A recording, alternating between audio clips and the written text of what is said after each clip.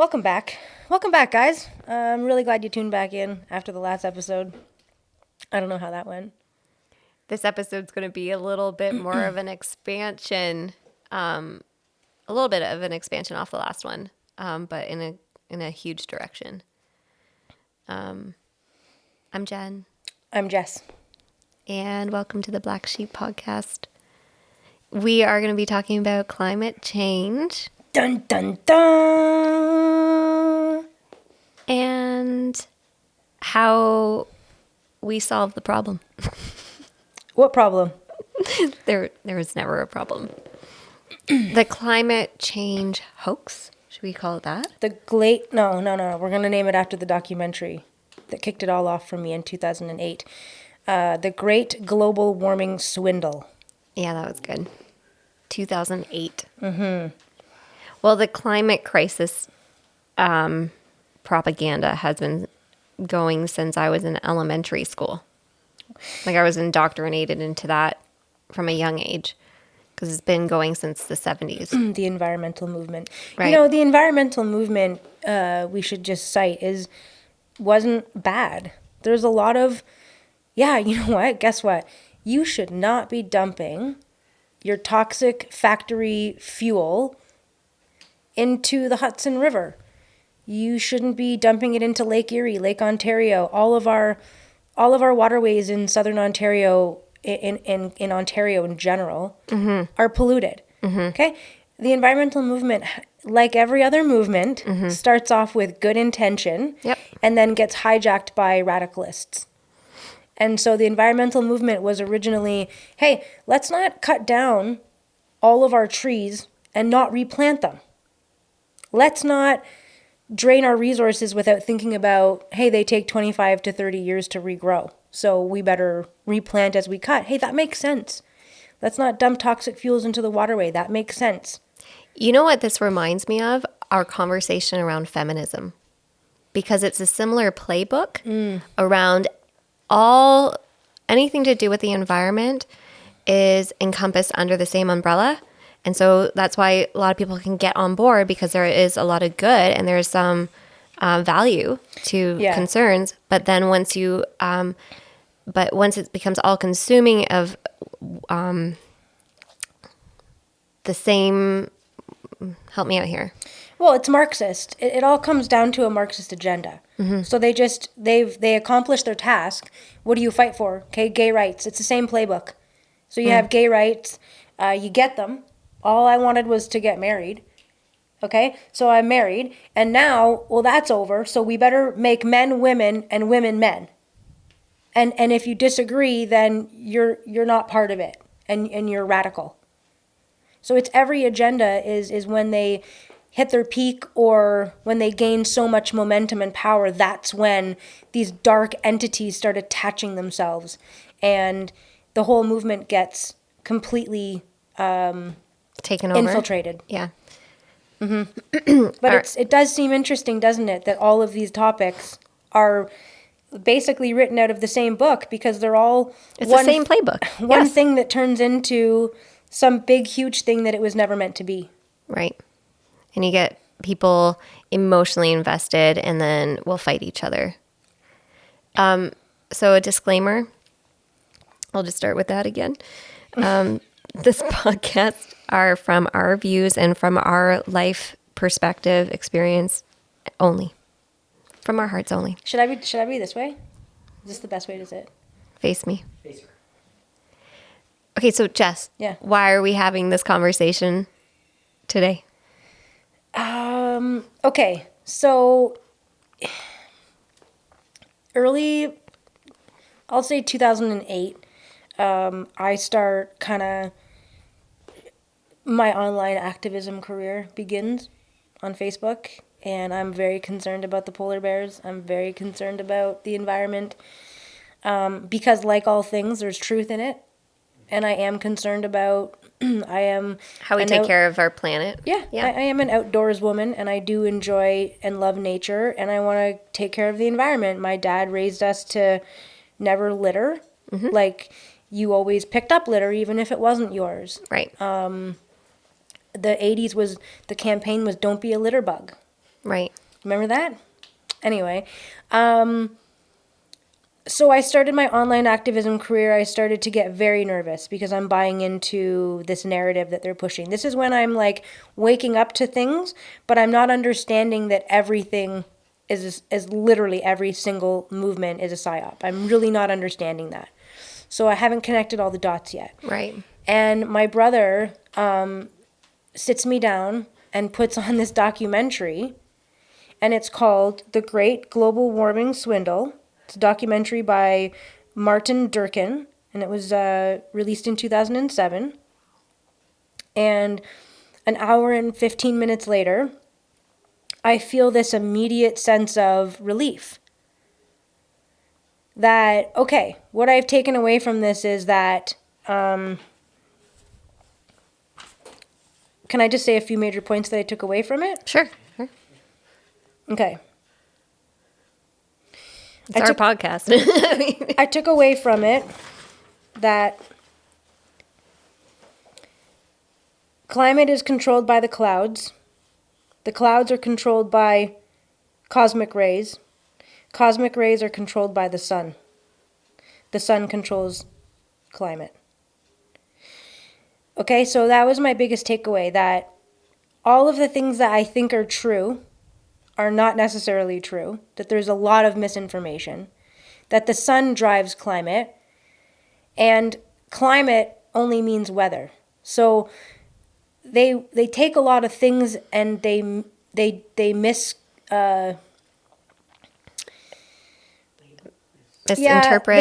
they mislabel, they certainly misinform, and the people that are telling you this, that the information that you're getting that's coming from the media is not an expert. So you're taking somebody with a potentially 3-year university degree, which is laughable, no offense, in my opinion, because of what they're taught and who they're taught by.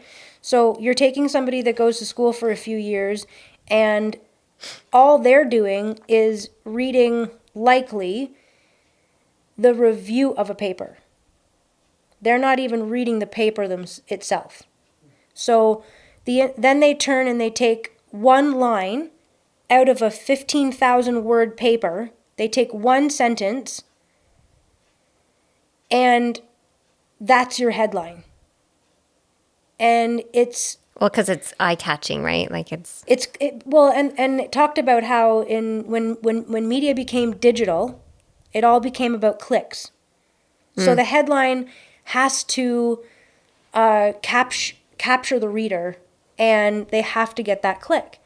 So it became less about truth and more about clickbait.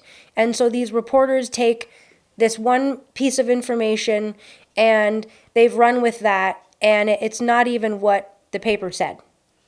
And now you have a population of people that are fighting for something that's going to bankrupt them and ruin the futures of their children because of fear and scarcity over something that's not real. Well, let me say, climate change is real because every day the climate changes. Every day the weather changes. So can't argue with that. It's a very misleading statement to call climate change a problem, because that's all that the climate does. It's always changing. Is change. Yep. So, okay, so I took that away from it. I took away that, another interesting point was, volcanoes produce more CO2 than all industries' vehicles. Than all anything industrial. So like one volcano that erupts produces more carbon emissions than all factories combined in the world. Even if you got rid of all of the cars, fine, we'll do that. And we'll just have more little kids in Africa mining for your lithium, for your batteries. That's fine. We'll do that. We won't have any more fossil fuels. But if one volcano goes off that year, it's all for nothing. Even if humans weren't here, the earth creates so much carbon on its own, but it also takes care of itself. Like it also produces more because of that. Yeah. The other thing I learned was that So there's this IPPC. It's a UN body, of course, because the United Nations gets in on anything, and it's politically driven. Okay. This is where you get into the people that will say that there's 2,500 scientists that have signed on to this. I think it might be the Paris Accord, but I'm not 100% sure. But 2,500 scientists have all signed on and agree that this is the case, this is the problem, and that we need to address it immediately. And what I learned about that is that a number of real scientists have disagreed and have removed themselves from the list or have asked to be removed from the list. And the IPPC won't remove their name off of the list. Now, that reminds me of something. That reminds me of another UN body, the WEF, the World Economic Forum. They've got members like Vivek Ramaswamy is one that I can think of, for example. He's running for president 2024 in the United States. And he was named some kind of a up-and-coming person, okay, of interest. So they give this guy the award. Okay, so here's how it happens. This is so easy, and people say, "Well, he's on the WEF list." Here's how simple it is. They pick you. We want you, so they give you an award. Okay, and then that instantly gets you on their website as the recipient of this award. Okay, and it's literally that simple. Okay, so this is the same thing. So these people agreed to maybe review or to be part of this committee, and then once they realize what's going on and what's in the paperwork and what's happening, the scientists then say, no, we don't agree with this, and they try to have their names pulled back, and they can't do it. Right. And so the names just stay on. So maybe they've left, and the names just still stay on as an author. But there's a number of these scientists that will claim that they are not, but they're on the list. Well, and the one gentleman had to threaten litigation to try to get his name off. Yeah. But they refused at the beginning. Yeah. So I just wanted to say that because I have definitely had conversations with people where they say, oh, well, what about the 2,500 scientists? Well, you know what? and the other thing about the 2,500, is that they say that it's a consensus, but many scientists do not agree. Many of the 2,500, are you ready, are government, okay, employees of the government, and or reviewers. Reviewers, I was going to say. Yeah. So think about that. So that's not a scientist, that's a reviewer, okay? It's like a fact checker, by the way, and if you think fact checkers are real, then this is the wrong fucking podcast for you, okay? But some of them are government. So guess what? If you work for the government of Canada and you're a fucking climate scientist, your name's fucking going on that list, buddy. That's a conflict of interest. But they may not even have a choice. The government probably just, For your job. 100%. Right. Absolutely. So the numbers are inflated. The numbers just inaccurate. Just like COVID. Well, the one aspect of that documentary, we rewatched it recently, and it actually reminded me a lot of the COVID era because, again, same playbook, that they based a lot of the climate scare off modeling. Yes. Do you remember the beginning 100%. of COVID? They kept showing the models. Yep. And the models were all based off of worst case scenarios. And they were terrifying. Like, there's going to be millions of deaths. People are going to be falling over and dying, which was not true. Right. But do you remember what they said about the models too? That they can be easily influenced and adjusted, and they can weigh in any favor that you want them to. All you have to do is make an adjustment. You just create. It's all you created. Write it. It's just code. So I mean, anybody who knows anything about code knows that you basically just write what you want the outcome to be. Like if you're writing a computer game, it's very influenced. You know how to write it because you know how you want the game to go. So whatever I'm trying to achieve is how I'm going to write the code. So we learned that it's all model based, that there's not a lot of actual real science that can and is being done to show that any of this is actually happening. And in fact, when you look at the models, or I shouldn't say the models, when you look at the real data from the last, I mean, actually, there's data that goes back 1,000 years, Greenland. more than 1,000 years. But yeah, the data shows the weather patterns, and it's no hotter now. It's been hotter in like the 1800s.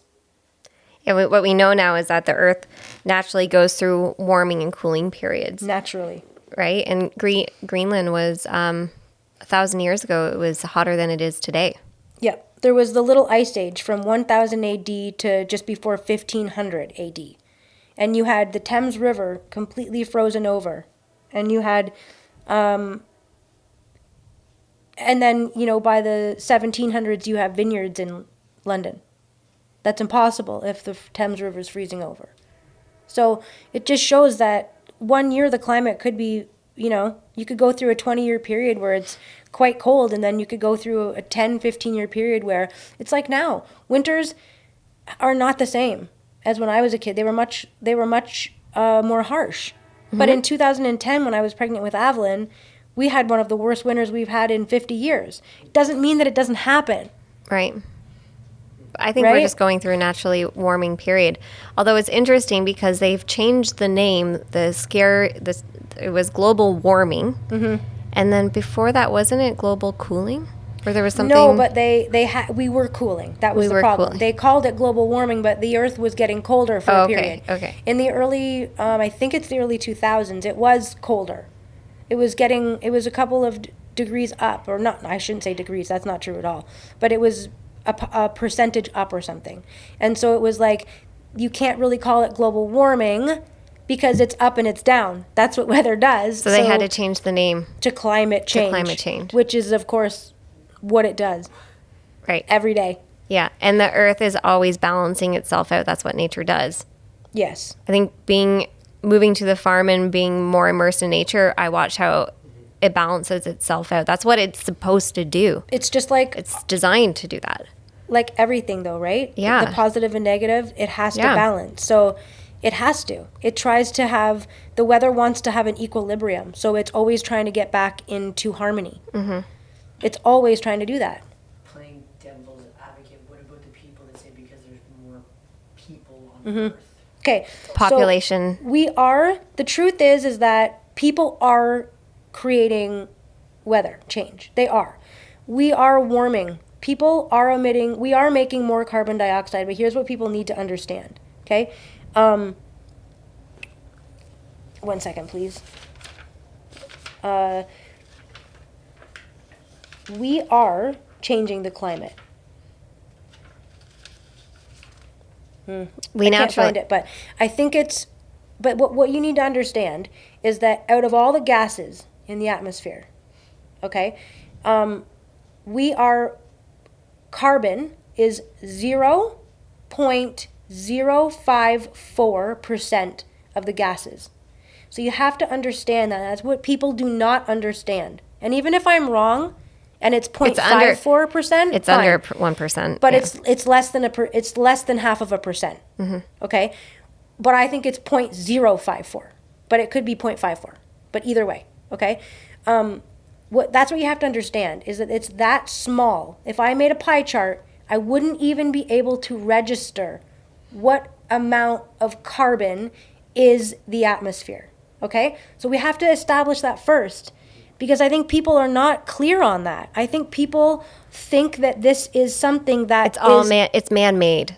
That's what the story has been. The narrative is that the climate change is a result of human man-made carbon emissions, and that we are destroying the earth and therefore ourselves as a result of how we're living. And the earth is 40% greener today than it was in 1970. 40% greener. So here's the thing. Yes, humans are having an effect on the climate. Yes, we are creating warming, and I'll tell you how, okay? But that's not necessarily a bad thing. We thrive in warmer conditions. Number one, we get a longer growing season. This is amazing for us up in northern where we are. Okay, in the north, this is wonderful for us. There's less environmental impact with heating homes because we spend less money heating homes. So actually burning coal, okay, is one of the ways that we contribute to warming temperatures, okay? But if we're burning less coal because it's just warmer, then that's not a bad thing, okay? But again, even if we are, it's 0.054 or 0.0054, which is what I think it is. Okay, so it's still a very, very small percent, okay? Now, quickly on that topic of coal. Everyone's just so convinced that coal is terrible, right? But here's the thing. The United States accounts for 13% of the world's man-made CO2 emissions. Okay, does that make sense? Okay. Now, I don't know I should have known this, but I don't, the number for Canada, but I know it's less than 6, I'm sure. Okay? 6%. I'm pretty sure. So, even if North America finds a way to go carbon neutral by 2050, India and China, who are the 2 largest contributors, who plan on doing nothing, whatever we do here is completely nullified. It does not matter. And here's the other thing. Carbon stays in the atmosphere for centuries. Centuries. So even if you reduce your emissions by 2050, they're still there. They're not going anywhere. And guess what happens to them when they sit up there? You know where they go? They accumulate back into the ocean. The ocean sucks them back up, and the plants suck it back up. Right. So, retards, it's not even bad that it's sitting up there. It's creating warmer greenhouse gases, which makes the earth warmer, which makes it greener, which is better for us. And as far as the ice melting, the ice is always melting. It's always been melting. So we just read yesterday on our Apple News, on a notification on our phone. Fake news. We saw which we never read because it's, anyways. The one headline was about the polar bears and climate change or whatever. And we were actually both reading the article, not knowing the other person was reading it, because we were doing some research. And anyways, we were both dying laughing because the article is hilarious because they talked about how the one image that they used to drive people's emotions for all the global warming was the polar bear, this picture of a polar bear that was kind of mangy looking. You remember it, skinny on the ice sheet. Yeah. Everybody remembers it. Right. And that is the headline was something really graphic around like, this is what it looks before it dies, or like this is a result of global warming or something like that. This right? is climate change. This is global. It was global warming at the time. Okay. And anyways, in the article, they were saying that they are realizing that the polar bear is too far from home, that it's no longer driving people's emotions to get worried about it, that they have to bring it closer to home with the weather to create more fear. And so that's why they produce, they're driving, they're using images like a fire burning and well, not only images, it's why this year there was more arson arrests than there have ever been. Right? The climate fires. Oh. I mean, let's think about that. Wildfires. They have to start making this a reality for people. Right. And if it's not happening in your own backyard, you don't fucking care. True. You don't care. So we have got to get fires burning in all areas of the country. Think about that. They burned in Western Canada, they burned in Ontario, and they burned out east. Yep. They burned all over the United States. And they had more arsenic arrests? Arson. There was so many arson arrests this year. And they were attributing, they would say, there was a fire from climate change. They would arrest someone for setting a fire, and they would never never print it. They would never retract it and say, oh. Now, I'm not going to sit here and tell you that every single wildfire was arson, but that's my personal belief is that a majority of them were. It's interesting that there was a trend, though. Yeah. There was a trend. Mm-hmm. So that you just have to wonder, right? You have to think about that. Yeah. Listen, there's something called forest management, okay? This is what people don't want to talk about. Donald Trump, when the wildfires were happening in 2018, I think, that were really bad, a lot of people died. There was a lot of tragedy. No one's saying that didn't happen, okay? But what he said and what got turned around in the media was he said that California is not managing those areas correctly. Okay? And what he meant was the Native Americans used to have burns. Okay? They would kill forests because they needed to, because they knew it was risky. They knew that because this area is dead, that it's risky for hot times of the year to have brush fires. So the natives would do it themselves. They would have what were called controlled burns. And they would burn those sites, and guess what happens? Regrowth. Beautiful regrowth. Okay? But the point of that is that they would do it themselves in controlled manners so that when wildfire season came, there would be less damage. And Donald Trump was saying, you're not doing that. They did not allocate the resources that they needed to control burn all of those areas. They went against the recommendations, did not do them, and then the wildfires came. So do you see what I'm saying? People say you're a conspiracy theorist. They're doing it on purpose. They purposely don't take care of them like they should. They don't manage them like they should so that they can have fires and then they can panic the people and say, see, this is climate change. Nope. This is forest mismanagement. I did not know that. Yes. Interesting. Yeah. I know that the eucalyptus tree, the seed pods only open and germinate under extreme heat, and they need fire to do that. And so the eucalyptus tree is also Interesting. can do that. Yeah. Well, I mean, I found that all to be very interesting years ago when I learned that. But anyway, The all the climate crisis, I'm going to say propaganda, that is driving a whole new diagnoses around climate anxiety. We are actually making people ill from fear, and we're creating a diagnosis over this. yes. This is crazy. And children. Like, think about With children, the poor kids. Like, we're making children sick by instilling fear at a young age that the world that they've been born into is dying. now, do you know about the doctor in BC that diagnosed the first person in history the death from climate change? Do you know about that? Okay, so that happened in, I'm going to say 2021, 2020, 2019. And I'm going to tell you the circumstances and you're going to fucking shit. Okay, older woman, 70 years old, suffered from heart failure and I think type 2 diabetes.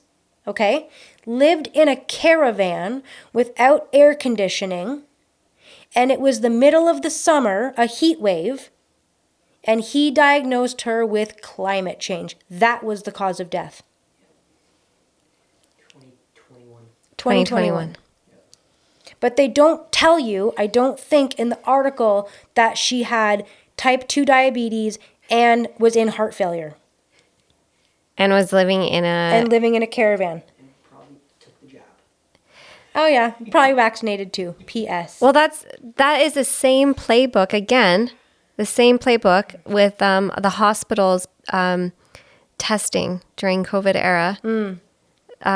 That you go in for a broken leg and they're going to test you, and or if you go in for a car accident and you die, but you've been tested for COVID, and they'll say died with COVID. Yep. Even though they knew that the testing wasn't accurate, they knew they were running the cycles too high. But if you can get the numbers swayed in a certain direction, or you can sway public opinion, and you get the intense headlines that grabs people's attention, and then now you have emotional investment from the public. Yep. And then when you get emotional investment from the public, you get a movement. That's how movements start.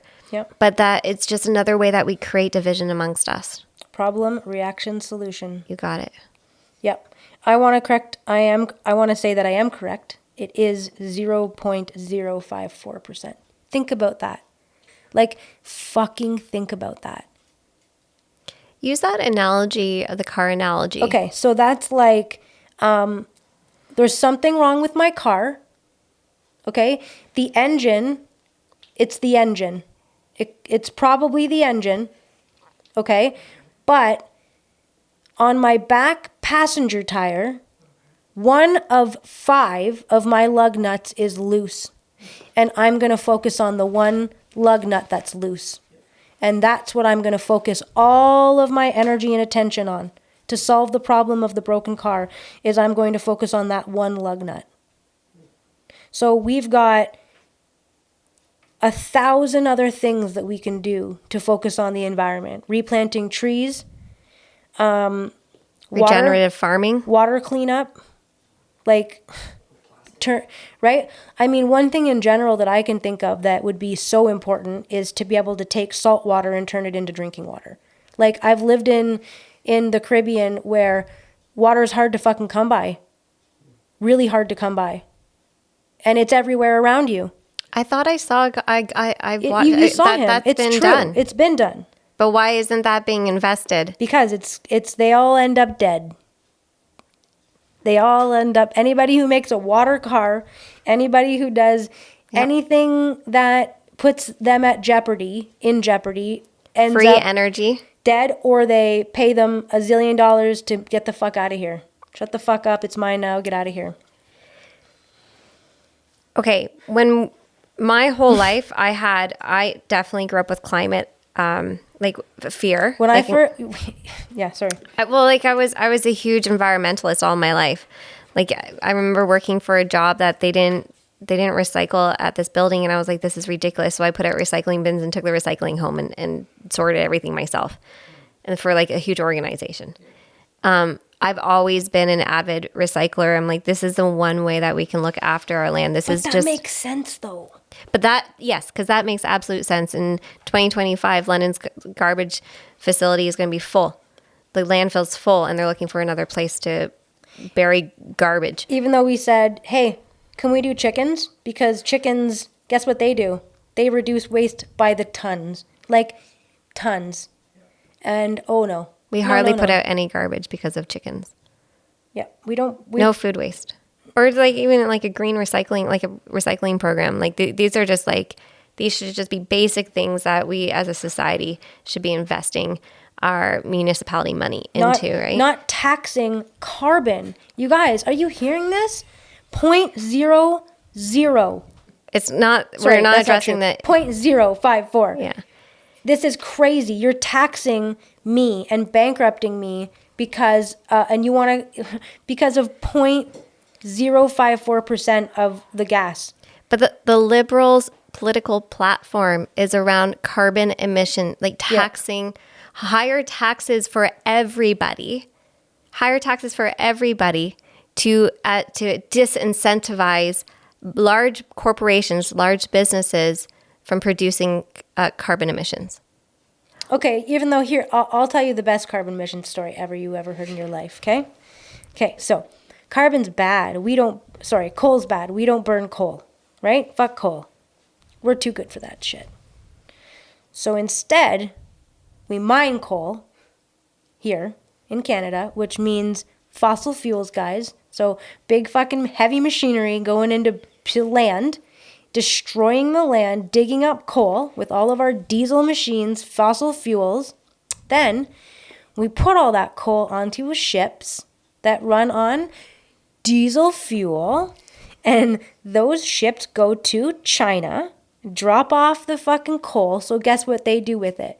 So then they use our coal to manufacture for us green fucking energy.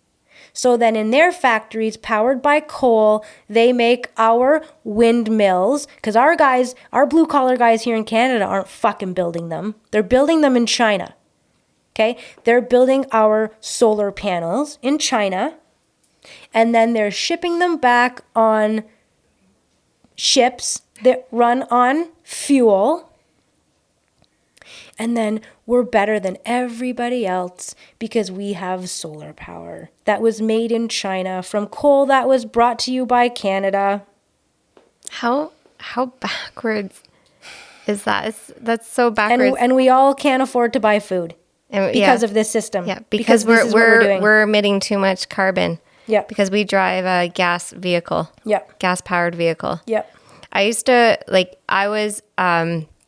I wanted a Tesla. I know, because I was mortified. Yeah. And then when I did my research on the mining for the cobalt for a Tesla, how horrific that is for the environment compared to gas.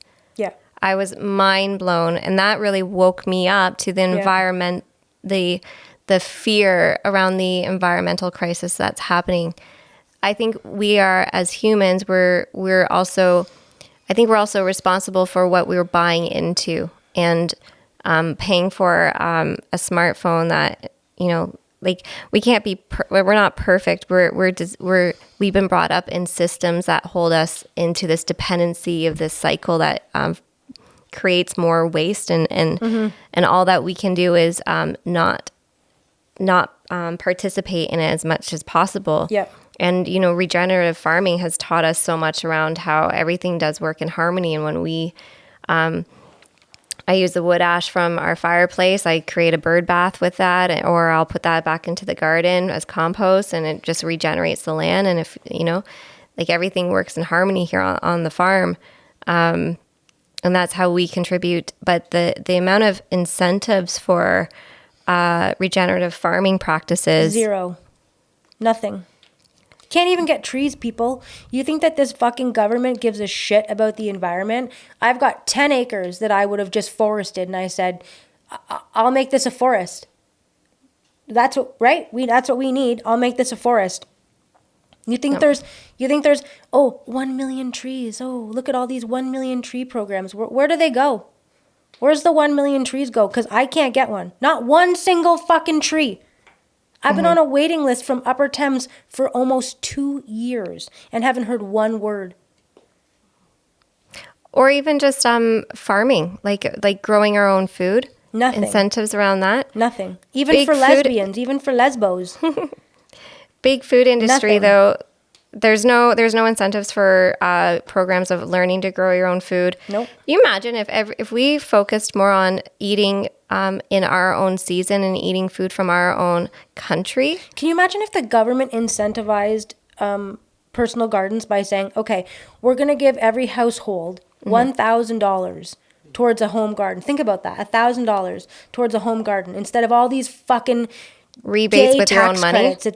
Carbon tax credits that they get, right? Yeah. But I'm just saying though, think of the incentives. There's no incentive to do anything for yourself. But to switch to smart technology. Sure. Which holds you dependent on the grid. Yep. 100%. That's backwards. Yep. They will incentivize programs that keep you dependent.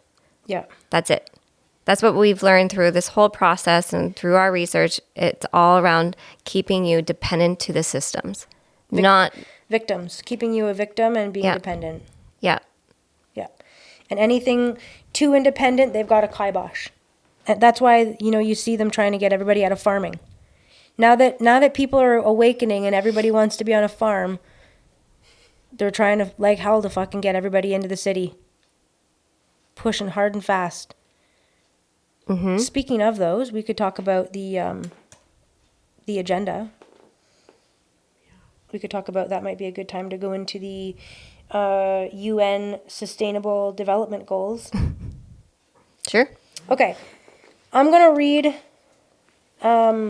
read these 17 goals. And then, I'm going to read the most important 6 first. Okay. Okay. Okay, so partnerships for the goals. So that's like really important. So they've got to have partners in all this, right? So that means you got to get all the industry, you got to get all the governments, you've got to get everybody on board. Okay, so no poverty. Sounds good. Sounds great. Zero hunger. That Sounds sounds great. even better. Good health and well-being. Okay, like that. Quality education. Sure. Not indoctrination though, right? Education. Okay. Gender gender equality. Oh, Sounds great. and clean water and sanitation. Okay, so those are the most important. Okay, and then we have affordable and clean energy. Do they even go hand in hand? I don't think That's a those great two things question. go together, but okay. Depends on the country. Decent work and economic growth. Decent work and economic that mean? growth. What does that mean? See how they Empl- they get you on the first few that you see a pattern yet? I'm on board with the first few, and then things start to get Just like any movement, it's all under the same umbrella where some things are good, and I'll buy into some of these, but then wait a minute. If the whole movement is about all the things then, and I want to not be part of all of the things, Yeah. I'm radical, radical, I'm a righty. right. You're a Trump climate supporter. denier. You're a Trump supporter. You're racist, you're a bigot, you're whatever. Yeah. Right. Yeah. Okay. Industry, innovation, and infrastructure. Okay. Reduced inequalities. That's vague. Sustainable cities and communities. Ooh, I'm starting to get At the 15-minute. I'm starting to get weird feelings in my body. I'm starting to get some Sounds more like red control. flags. Oh, here we go. Responsible consumption and production. This sounds like the Hunger Games. Sounds like Marxism to me. Climate action. I don't know how that wasn't one of the top 6. Like that Yeah, I'm seems. surprised. I'm surprised that wasn't. If it's such an urgent issue, why Right? isn't that? Yo, this next one's interesting. You're gonna think this is interesting. Number 14, life below water. Okay. Yeah, I wonder what that. life below water. Interesting. It's got to be like fishing industry. It's got to be something to do with. It must be with the fishing Yeah. industry. Okay. Life on Mars. land. It should be Mars. Life on land. What does that mean? It's very vague. Sounds very vague to me. Peace, justice, and strong institutions. Institutions. Strong institutions. Yeah. So the Sustainable Development Goals, SDGs, are a universal call to action to create a more fair, just, and equitable world. In 2015, all member states of the United Nations adopted the 2030 Agenda for Sustainable Development. So I remember in the G7, when was the G7? Do you remember that? It was in Toronto. The G6 or G7, and it was... That feels recent. 2011 or 12, maybe 13. Anyway, I remember that was the leading up to signing on to this. And this is why Canada will host the G7 in 2025. Oh wow. Canada last held the presidency of the G7 in Oh, shit, I'm gonna have to- 2018. Japan holds the presidency in 2023. And Italy will hold it in 2024.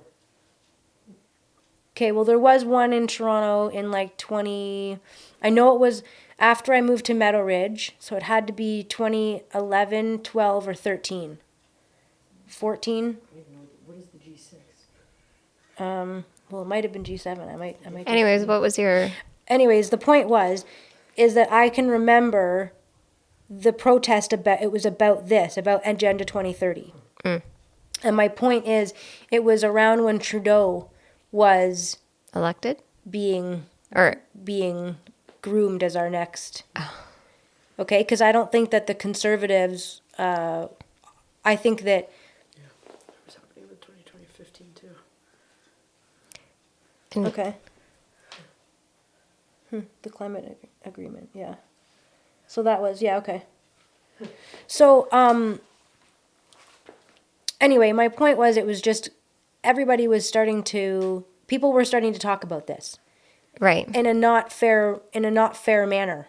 And I was one of them. Because I was talking to my friend about it, who's in policing. Like anybody who was challenging was being spoken poorly. My friend that was in policing, I remember this is before she woke up, and I called her and I said, like, they're arresting people. They're treating them like dogs. Like, this is crazy. These are Canadian citizens that are peacefully protesting? that are peacefully protesting this G7, whatever, G6, G7, I don't know, whatever the fuck it was. It was 11, 12, 13, something like that. And she was not agreeing with me. She was not agreeing with me at all. You know, if your friends were there, too fucking bad. They shouldn't have fucking been there. Yeah, blah, I blah, remember blah. that. Yeah. Okay, so they arrested and threw them into these, it was terrible. It was awful. And now this person sees things differently, and it's amazing. And it's just so fun to see how, you know, people start seeing things all of a sudden. But I think, you know, that was an eye-opening event for a lot of people. But that's when things started to rapidly change. This 2015, this agreement, this was a really big deal, because this is when the governments got on board, things really started shifting. Because you have to agree, after 2015, things have just been off the fucking rails. Right. And people don't understand what's going on. But the fact of the matter is, you guys have to understand that universities and governments are now so connected. They're just so connected with funding and the private institutions that fund these universities. So if you don't get on board, anybody who's an elitist is part of these. There's all these academics that are on these boards, okay? For the World Economic Forum, On the that World are Economic in the Forum and the universities. UN, yes. And so those are the bigwigs at the universities. Fall in fucking line, or you're not getting your tenure, okay? And if you're not in a place of tenure, you just won't get rehired. It's that simple. I think people started to understand it a little bit in COVID with the mandates, because I think at the beginning, not everybody really wanted to do vaccines. I don't think that they thought that, well, I know, because when we were talking about it with people saying that they were going to be mandated, people thought we were crazy. And if they did, I'm not doing it. And how many people fell in line? A lot of you guys fell in line, okay? So I'm just saying that it's, again, the same fucking playbook. Fall in line with your way of thinking. Climate change is real. What we say is happening. It is as important as we say it is. And if you say otherwise, you'll be ostracized. Think about that Dr.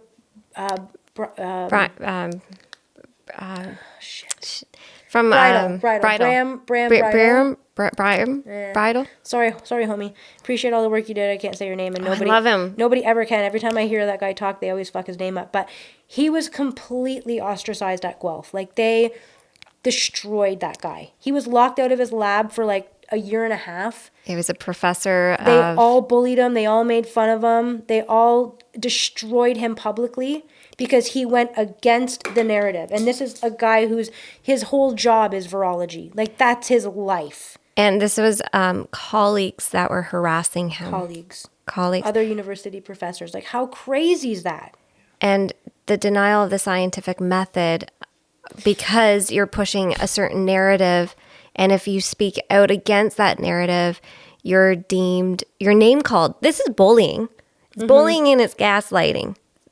You know, but you said something really important there about the scientific method, and we didn't really touch on that, but you know, that's happening here with this climate issue, is that most of this is driven by what you said, by modeling.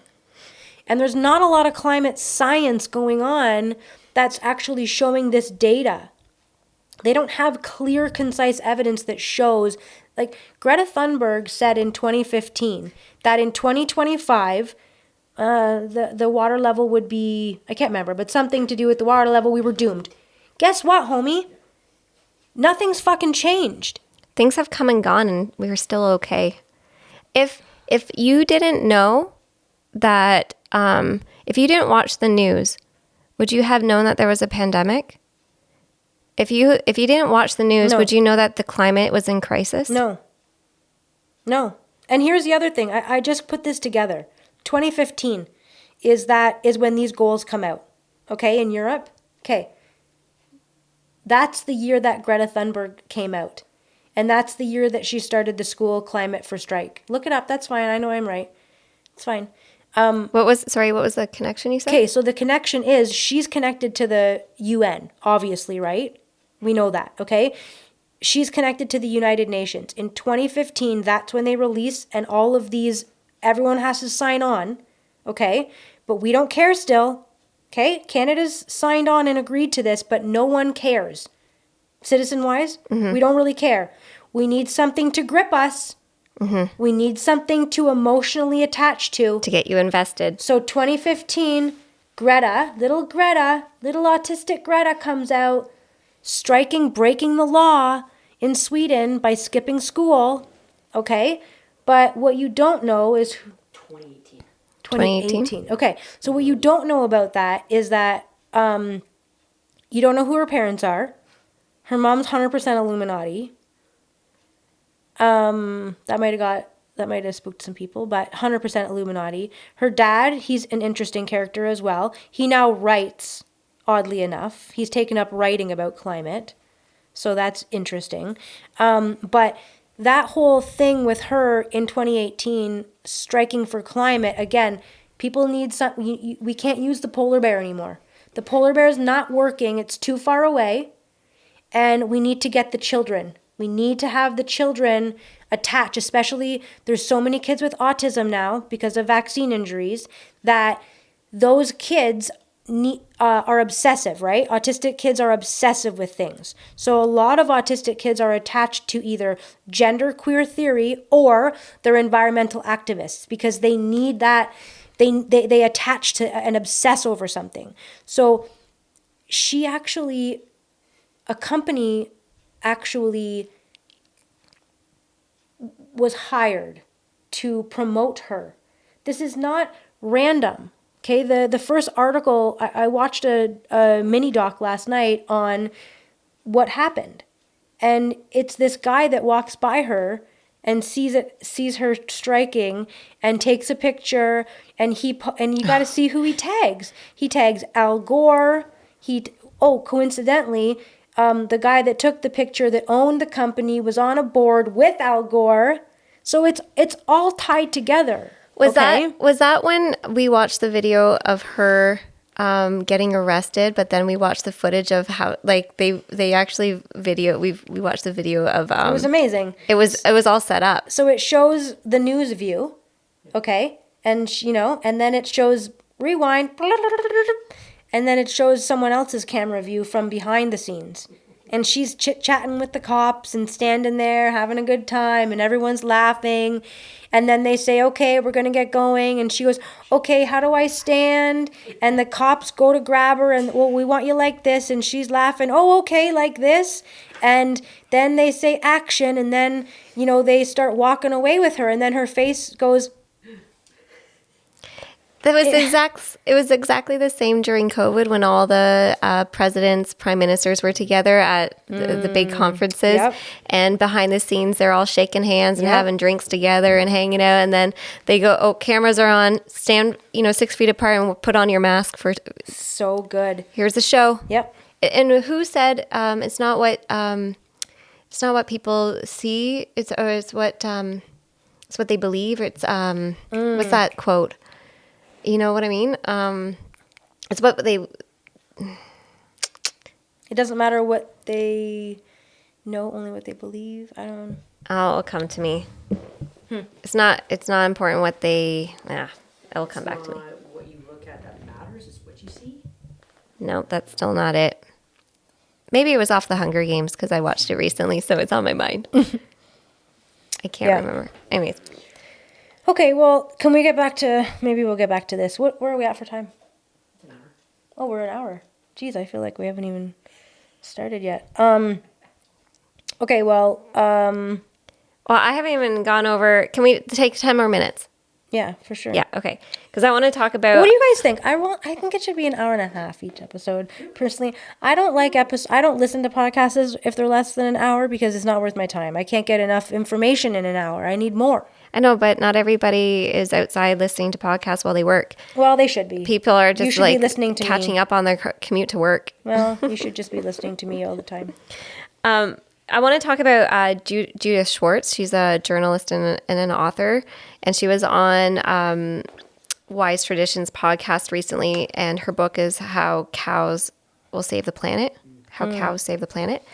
And this links back this whole climate crisis and this push, and we're seeing this on mainstream TV with the Cooking with Cannabis show we were watching. Oh my God. And we watched how woke this woke agenda is pushing into the food industry with eating bugs and Beyond Meat, so fake food, eating fake food, and eating the mealworms, which we won't eat those. Our chickens do though, but they were cooking with it as a way to talk about saving the planet on this cooking show for Cooking with Weed. It was so gross. Anyways, Let me tell you that the guests did not. they didn't like it. They were not. They were happy. not impressed. They were not happy.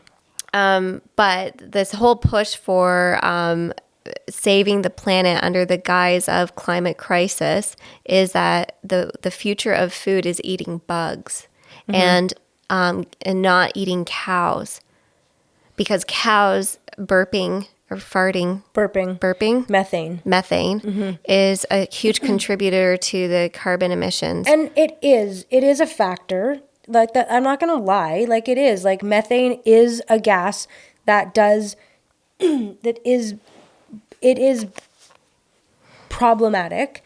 But from what I understand, it's less from cows, and it's more when it's don't correct me if I'm wrong. But I believe during the fracking process, if there's leaks, like fracking is actually not like they give it a really bad rap. I don't believe that fracking is bad. I believe that if you're fracking consciously and you're making sure that you don't have leaks in your lines, I actually think that fracking is quite a good way to get energy, to get gas. I really truly believe that natural gas is a wonderful resource. Fuel and resource, and we should not be demonizing it. But everything should be done with care. Well, the cow that burps is because it's digesting. Yes. And the same, think of this from the nature perspective, that the digestion is the breaking down, right? It's the decomposing, which is the same thing that leaves that fall from the trees do the exact same thing. They emit the same thing. Yes. They emit carbon too. Yeah. But that's also what regenerates the land, what goes into the soil, which feeds the soil, which would creates more plants, which feeds everybody. We like just watching how much our cow feeds and nourishes the soil, feeds the chickens, the soil, the chickens scratch the manure into the ground. Our garden is flourishing. Our garden is on the pasture where tons of herd animals have lived. And our garden is fucking thriving every year because we use the manure, we use the chicken fertilizer. And the giant monocrops, they spray manure. Okay, for all the vegans, for anybody, if you're lucky. But here's because we were plant-based, we were vegan for a little bit, and because we thought, well, we don't want to hurt any animals. It's because I was brainwashed by Jen's hotness, and I just wanted to make her happy because I knew better. I didn't. I was very much a huge Woke. environmentalist. I was so woke. And my push for eating like Beyond Meat, which completely disrupt my hormones, and made me fat. Yeah, they didn't do us any no good for our health. But for anybody who's eating plant-based or vegan and you're eating a ton of store-bought vegetables, store-bought grains, wheat, all that kind of stuff, even just your flour, that's all mass-produced, monocrop produced with cow manure, with manure, with herd animals, because they are what fertilize your food. Yeah. You need them. Yeah. There's such a disconnection. I think you know what? Being on the farm and learning how everything works, the biodiversity of the ecosystem, everything works in harmony together. We learn that by becoming immersed in it and connected to nature. A lot of people that are in the cities that are just absorbing information constantly, but aren't using their hands to create their own food and such, are very much disconnected from how it all works. We need to simplify. It's not, see all this that I read? They make it all so fucking complicated, and it's just to control because they need to have their hands in everything, and they want eyes on every single thing, okay? But it's so simple. You just need to get back to, look, I don't think that agriculture is bad, but I think that most of I'll just say dairy because I know a lot about it. I think our dairy system is broken, okay? I think that having farms with thousands of dairy cattle is not the answer. I don't think that that's the answer. I think that we need to get back to small farming, community farming. You need, a farm here, we could feed 30 to 50 people on our farm alone. Okay? But then you need another farm over there that can feed those 30 to 50 people. And you know what? Guess what, retards? Now you don't have transportation. Now you're not fucking spending all that money to truck food from Peru. You want to talk about climate change? But you're eating bananas in fucking January. Yep. I mean, I love bananas, but I mean, I can wait until the summer. Just think about that though, right? Like, this is what we're doing. This is what you're doing. You don't have to, it doesn't have to be this way. It doesn't mean that we can't have oranges anymore.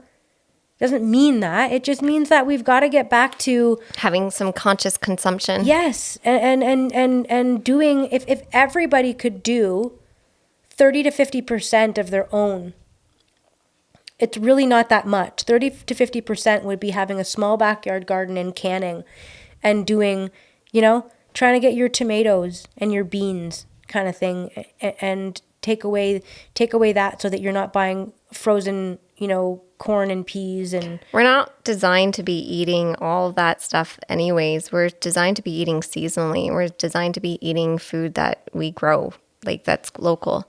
And we're designed to also be eating more fermented things in the winter. So it's and more meat. So it's, I think we've gone so far in one direction that people, I think the biggest issue is that we're just very much disconnected. We are nature ourselves, right? Human means in Latin, Earthy? Earthy. Yeah. Like your body is the earth, your blood, water. Right? Your lungs, your breath, air, and your spirit is fire. It's that igniting of that spirit, that spark. Yeah. Passion, right? So we make up the elements ourselves. Right.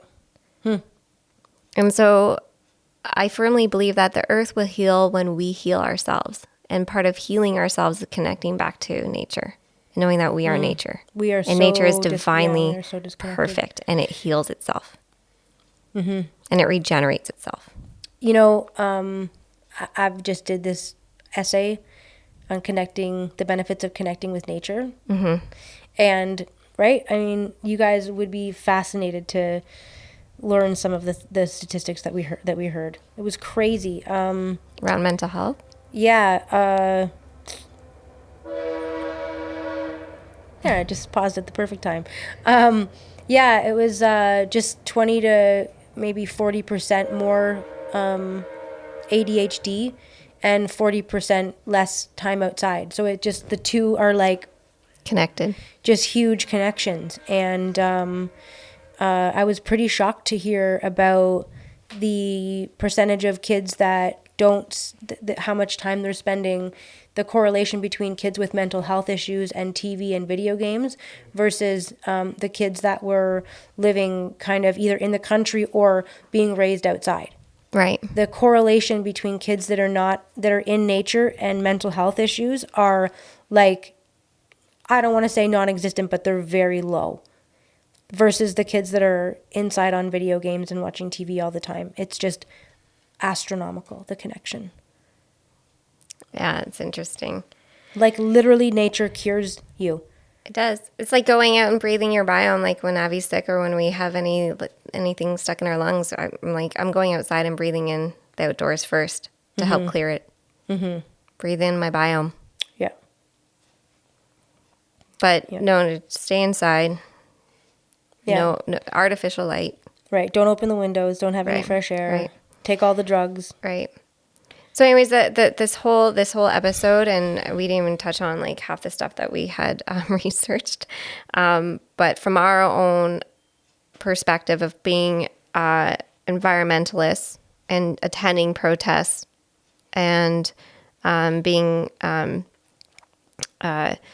caught up in the crisis narrative, to now learning that I have all the means to live and take care of the earth, but the responsibilities within me. Yeah. That's actually a really good way to put it. People have to understand that it's within all of us and all of our responsibilities when you are walking through a forest to pick up a piece of garbage. Okay, that's going to do more plastic, I should say. If it's paper, leave it, it'll decompose. But that's more than what a carbon tax is going to do. Like 100%. Yep. That plastic bottle makes its way into the river system and it's game over, right? But you growing your own vegetable garden, think about we're starting to pull away from the big food industry. Transportation. Right. And transportation does factor into to climate. Huge. Wow. I shouldn't say climate. Well, I mean, one volcano erupting. Well, I know, but but out of the 13% that the United States, I think 6% of that's transportation, or something like that. So it does factor into it if you're taking that into account. But I mean, it's so stupid to take it into account. It's just like a speck of nothing, people. So we've got to have people that hear this. We've got to get this message out. We've got to have you tell your kids to watch this documentary, to challenge their teachers, okay? Or just go outside and pay attention. Well, sure, but we can't have a generation of kids thinking that there's nothing to live for, that the world's ending. And a majority of people right now truly believe that. And it's scary. Well, I lived the majority of my life thinking that way and believing that. And it wasn't until recently when we started farming really is when I really learned how it all works. And I was like, they lied. Wow. Like I woke up to so much, and then you know what happened? Oh, my anxiety went down. I was no longer stressed. I was no longer worried. I have so much faith and trust in nature. What worries me is the government. I don't worry about a catastrophic event. I worry about the government and the controls and blocking the sun. Blocking the sun. Yes, that's what I worry about. That is truly, but I just really want people to understand that there's no need to panic. There's no need for your children to be scared. And, gosh, just do what you can to have conversations about this with people. Because we really do need to have conversations about this, because people are really convinced. People are really convinced that this is real, that there's something catastrophic brewing. And people, this is just climate. This is just normal. This is just weather and pattern. This is. If the same playbook is happening, this one's just a longer one. This one's from our own childhood.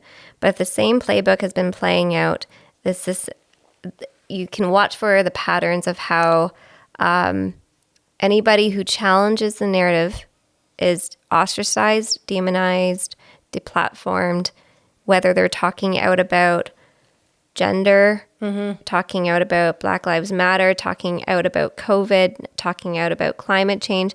Anybody who's willing to risk any public scrutiny has something that you have to wonder what they're speaking truth, because they're willing to risk everything. Look, all the scientists, all the doctors who spoke out about COVID and are still getting. Look at all the therapists, everybody that's still getting fucking. Yep. like, it's still going on, Still people. going on. I hate to break it to you, but COVID, you think it's over, but for those of us that had some fucking balls and ethics, it ain't over. We're still fucking dealing with it. So many professionals are still dealing with any complaints. But you have to wonder if you're willing to hold your integrity and speak your truth, there's something worth hearing. Yeah, and if you're just a follower, it's easy to see right through you. So, anyways, nature is perfect. Nature is divinely perfect And abundant. and abundant. And there's nothing to fear but fear itself. The end. Boom.